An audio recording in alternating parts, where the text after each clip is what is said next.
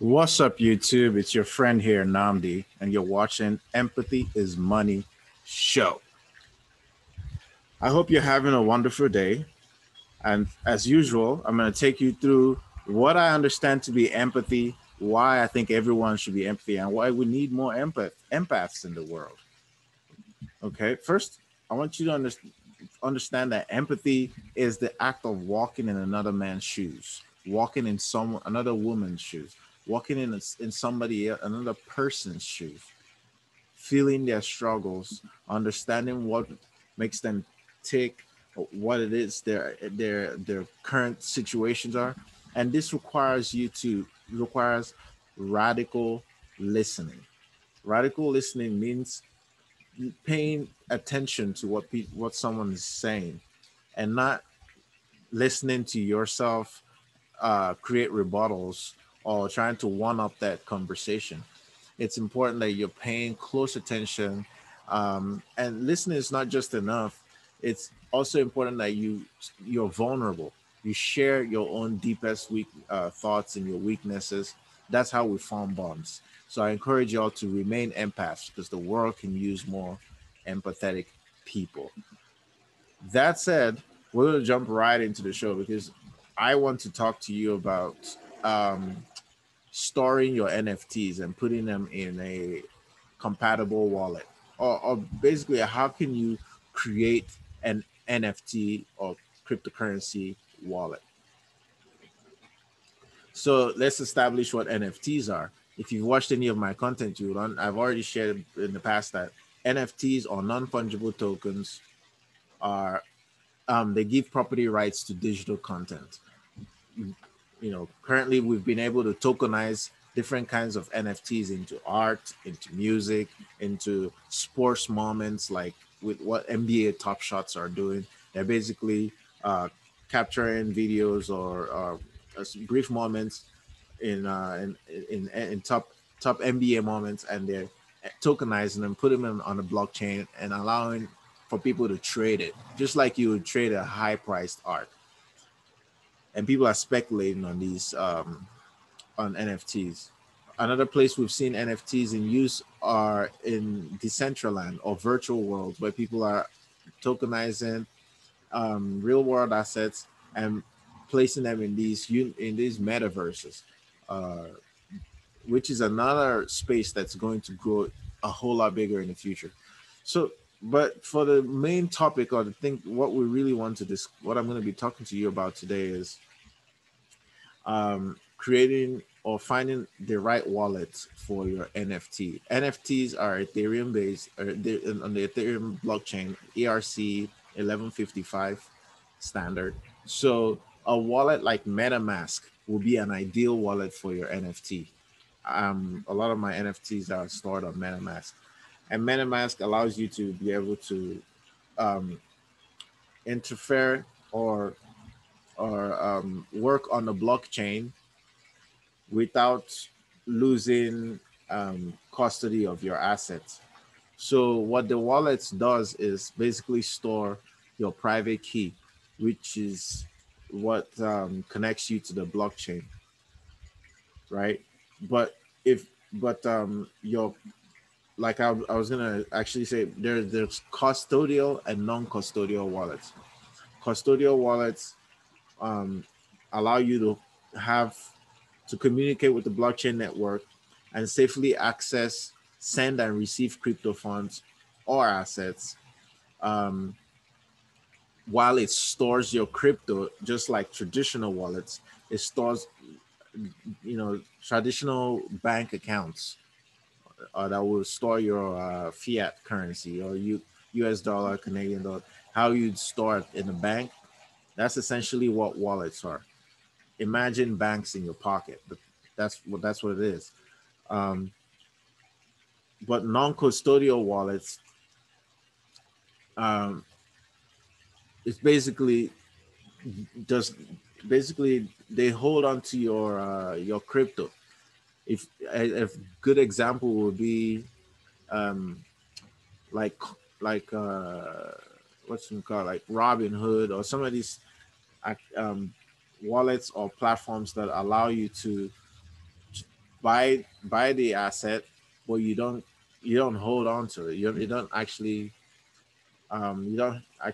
have full ownership of it because you don't have the keys. Just like the saying in crypto space, not your keys, not your cheese. If you don't have the private key to the wallet, you don't own the asset. Okay, so if you want to interface with the blockchain wallet, what all right, so when it comes to cryptocurrency wallets, they function by private and public keys. Think of public keys as email addresses. You can share them with anybody. And basically, they could the private and the public key connect you to the blockchain and allows you to trade cryptocurrency, buy and sell them, or trade tokenize NFTs. Public keys, uh, uh, um, uh, public you can share them. That's how people send you cryptocurrency. For instance, with the Ethereum blockchain, you would have a public key that's mathematically paired with a private key, and you can interface with the Ethereum blockchain to trade cryptocurrency. Your, like I said, the crypto wallet is like a bank that you know you're banking on your phone, but in this case, it's secured by a private key, which is the authenticator. It's what allows you to be verified or authenticated that you have access to that wallet or to the assets in that wallet. So you should share your public wallet, but never share your private key to someone who you don't want access to it. Because once you share your private wallet, they have access to all the assets in that wallet. One private key can be used to generate several wallets. Your private key and the public key are mathematically connected. The public key the is the address that allows people to be able to send you crypto. Your private keys authenticates the transaction. Also, um, note that you can.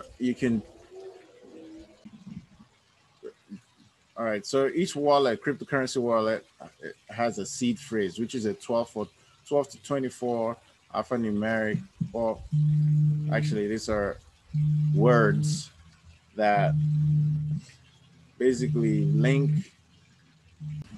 So you will need a MetaMask wallet to store your NFTs.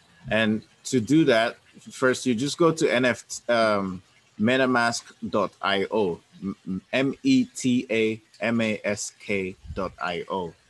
It's an Ethereum based wallet. So you can store NFTs on there. When you go on the website, it's a very neat, very well designed user experience is on point. It's a crypto wallet and gateway to blockchain apps. And there's a button here to download it. So just follow the prompts, download it. The beautiful thing about MetaMask is they have the web app, Chrome extension, as well as your mobile app. It it's very easy to use. I'm imagining MetaMask to be it's going to be a huge part, huge.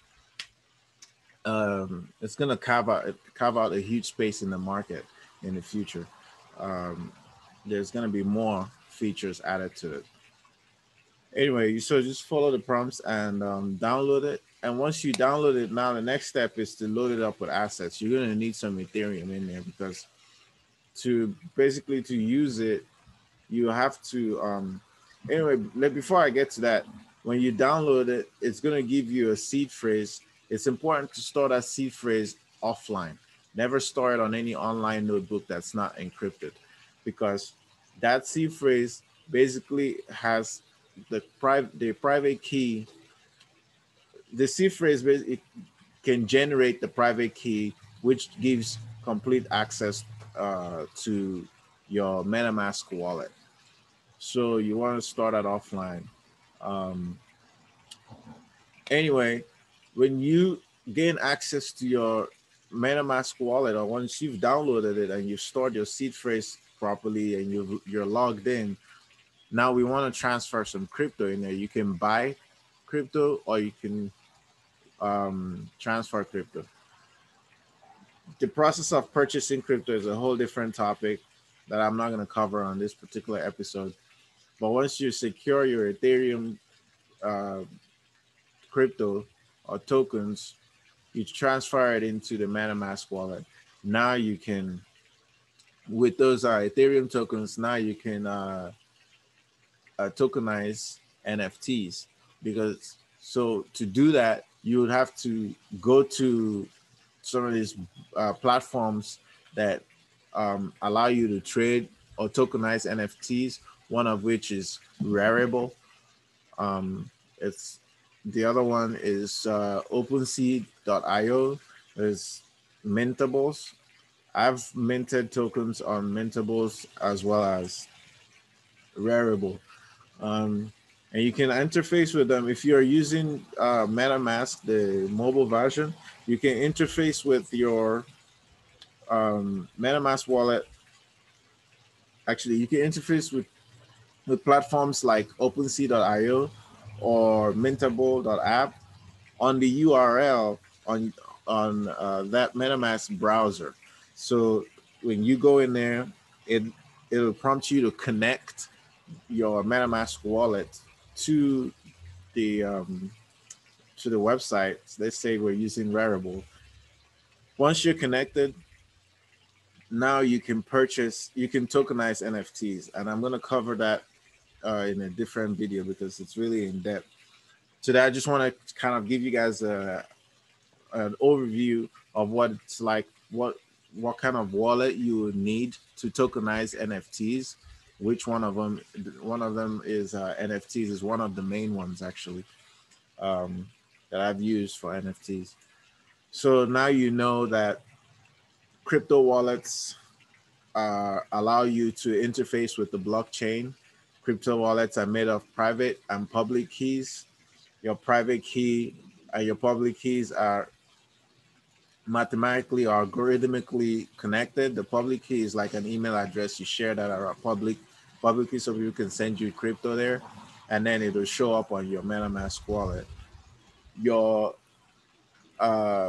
private key, however, authenticates and grants access or ownership to the assets in that wallet.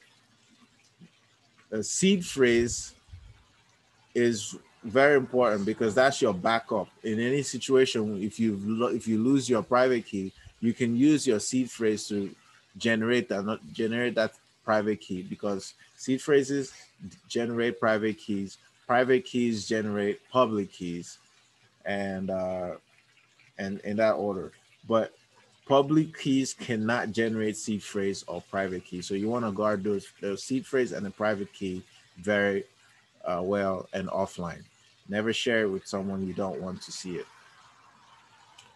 So you know that, and you also know that MetaMask is a good wallet to use because MetaMask has dApps, what we call decentralized applications that live on the Web 3.0 on the blockchain. You interface or you connect to those those apps through a browser like MetaMask. And because MetaMask has the wallet and the browser as well, so you type in the website. You can also just search for it. Usually, some of those browsers use DuckDuckGo as their search engine, and you can just search for. Let's say you want to go to Rarible. You want to mint an NFT on Rarible, so you search Rarible. I believe it's Rarible.org. Hold on, let me be sure. Rarible. Oh, it's Rarible.com. And you just type it on the browser over there, and once the website pulls up, you connect your wallet to, if it's not already connected, you connect it to that browser.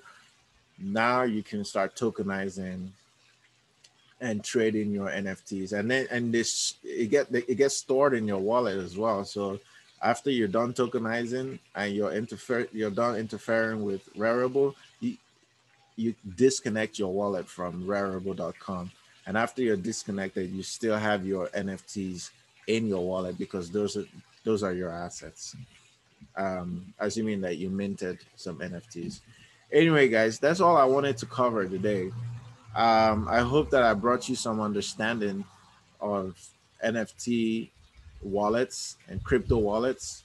And I'll be back again tomorrow to share with you guys my knowledge as far as the NFT space is concerned and use cases.